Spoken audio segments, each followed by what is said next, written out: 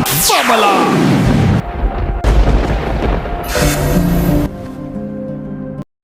Ang taong hindi marunong magtanong, ay hindi magkakaroon ng malawak at wastong kaalaman, at maaaring hindi rin siya maging isang mahusay na mangangaral, dahil limitado lamang ang kanyang nalalaman, at hindi na nagsusuri tungkol sa tunay na pananampalataya, dahil sa ugaling tamad magsaliksik, o kaya pinagbawalan na sa kanilang mga pastor o ministro na magtanong sa iba tungkol sa kanilang kaligtasan, kaya naman marami sa atin ang napunta sa pagkasira ng ating mga relasyon sa Diyos. Dahil sa kakulangan ng kaalaman, yan ang sinabi ni Propeta Oseas Kapitulo 4 versikulo 6, ang aking bayan ay nasira dahil sa kakulangan ng kaalaman, sapagkat ikaw ay nagtakwil ng kaalaman, akin namang itatakwil ka.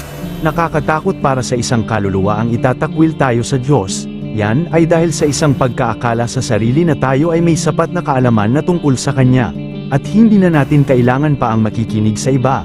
Upang ikukumpara sana sa ating kasalukuyang paniniwala, karamihan sa kanila ay dahil sa pagmamataas, ngunit ang kanila palang aral na hinahawakan ay pinupulot lang pala mula sa maling sagot. Sa video na ito, ibubunyag natin kung bakit marami ang hindi nagkakaroon ng wastong aral mula sa kanilang pagsaliksik, at kung bakit hindi nila makukuha ang tunay at wastong impormasyon, na nagmumula sa orihinal na aral ng mga apostol, sa pamamagitan ng mga kwento na mapapanood sa video na ito. Tiyak na mababago ang ating pananaw at uri ng pagtatanong tungkol sa kaligtasan.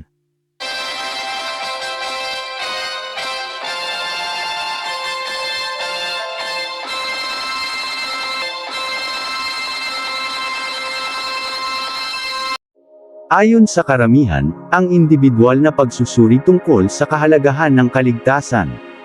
Para sa kanila, ang mga mahalagang bagay na may kaugnayan sa kanilang kaligtasan, ay malalaman lamang sa pamamagitan ng pagtatanong. Ang mga katanungan tungkol sa Diyos, ay maaaring itanong sa iba't ibang lugar, panahon, depende sa iyong kagustuhan, at kung ano ang iyong hinahanap na uri ng kasagutan. Kung para sa sayo ay mahalaga ang kaalaman na espiritual, may iba't ibang paraan ng mga na maaring gawin. Ang iba ay nagtatanong sa mga pastor, pari, imam, rabay, o iba pang mga lider ng kanilang relihiyon. Sapagkat sila ay naniniwala na ang mga guro na ito ay may formal na pag-aaral at pagsasanay sa teolohiya at totoong doktrina. Sa ibang paraan, maraming mga paaralan at unibersidad ang may mga guro na nagtuturo tungkol sa relihiyon. Pinaniwalaan ng marami na sila ay maaaring magbigay ng mga sagot batay sa akademikong pananaliksik at pag-aaral espiritual. Maging ang iyong mga kaibigan, pamilya, at mga kasamahan sa iyong simbahan, moske, o templo ay maaring magbahagi ng kanilang mga pananaw, at karanasan tungkol sa Diyos.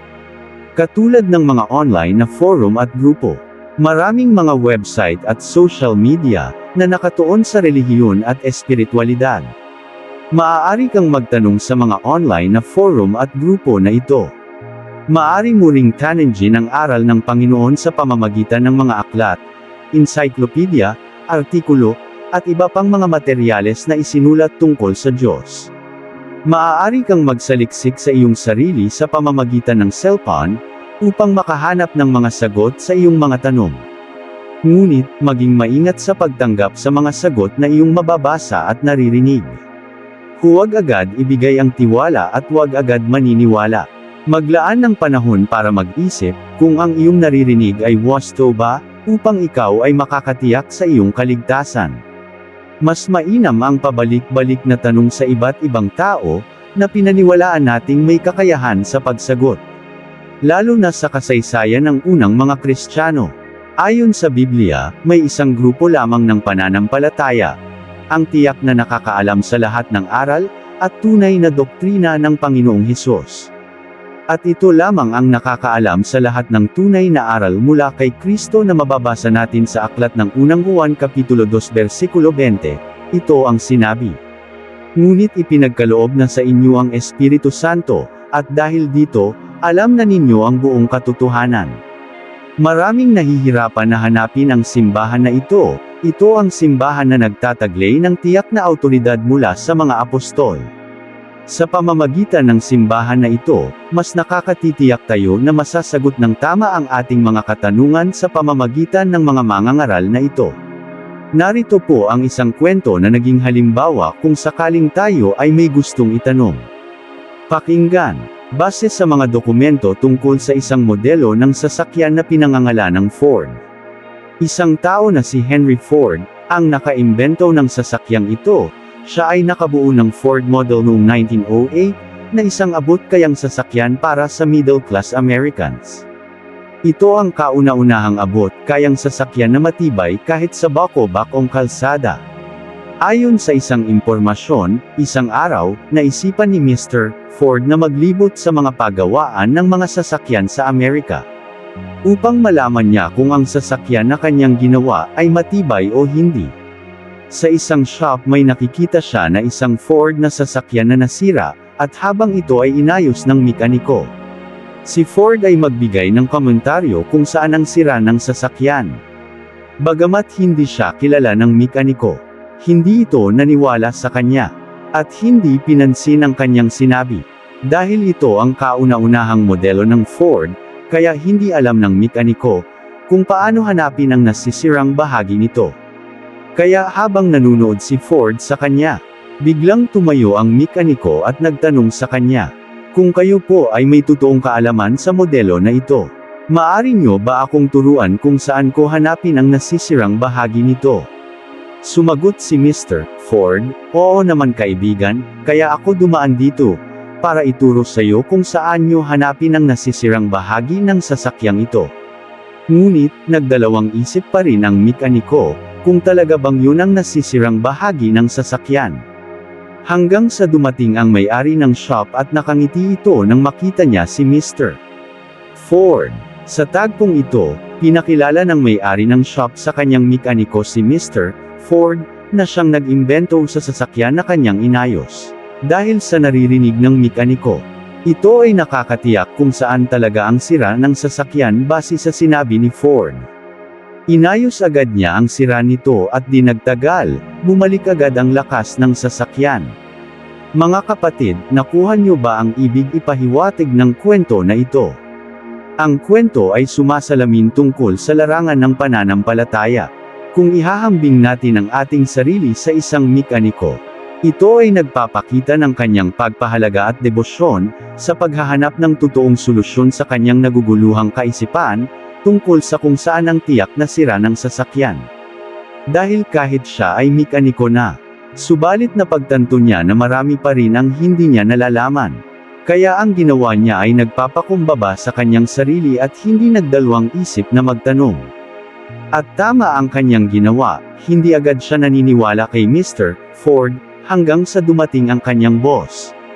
At masabi natin na siya ay mapalad sa kanyang pagsaliksik, dahil mismo si Ford na nag-imbento ng sasakyan na kanyang inayos ay ang kanyang natatanong.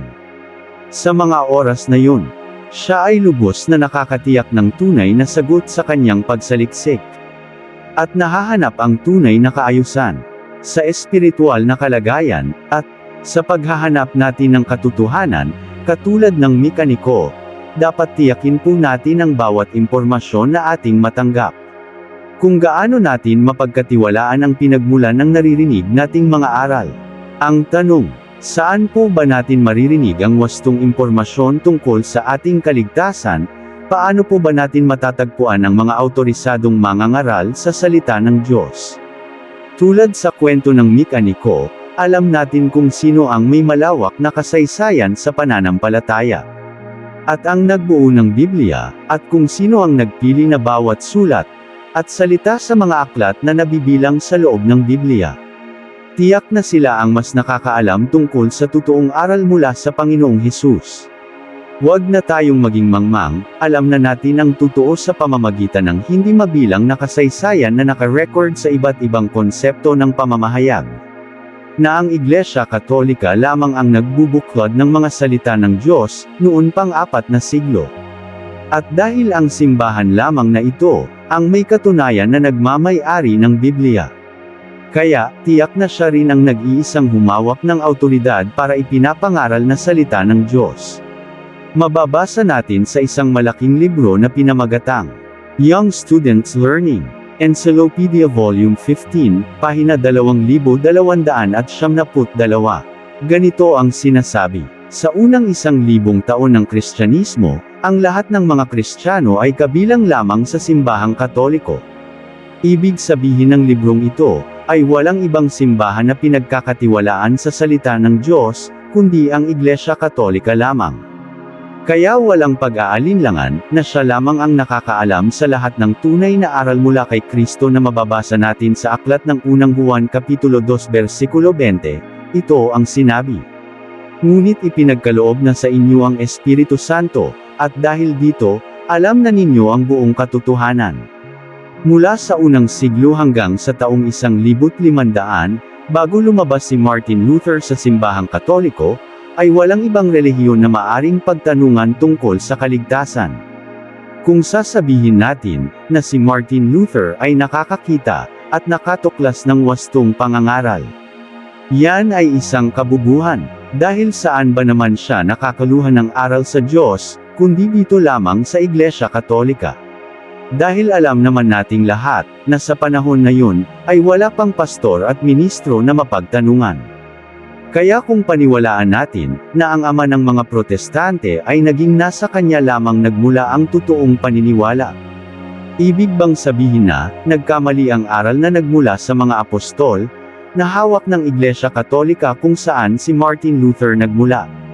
Kaya kung tanggapin natin sa ating sarili, na tayo ay nangangailangan pa ng karagdagang impormasyon tungkol sa ating pinapangarap na kaligtasan. Mas mainam na doon tayo magtanong sa mas nakakaalam sa kasaysayan na mula pa sa ating mga minunong Kristiyano. Na walang iba kundi ang may walang putol na koneksyon mula pa sa mga apostol hanggang sa modernong panahon. Sana po kahit kunti may napulot tayong aral sa video na ito po si Kuya Tem. Ang inyong lingkod sa pangalan ng Ama, ng Anak, at ng Espiritu Santo, maraming salamat po sa inyong panunood.